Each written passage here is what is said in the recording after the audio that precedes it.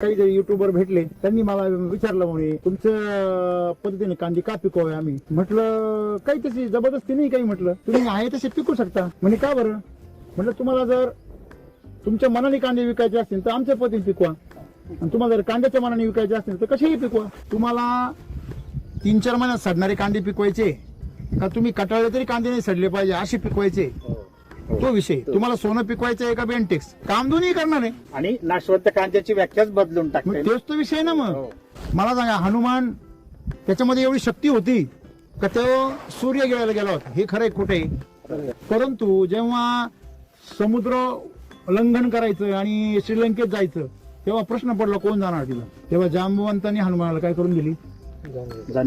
तसं शेतकऱ्यांचं मी जांबुवंत आहे हनुमान रूपी शेतकऱ्यांना मी आठवण करून देतो राजा तू राजा आहेस फक्त तू तुझी जी शेती आहे ना त्या शेतीच्या बरोबर प्रामाणिक राहा आणि तिला श्रीमंत कर कोणाला मातीला तू या झाडाला किती श्रीमंत कर ती तुझी साथ देणार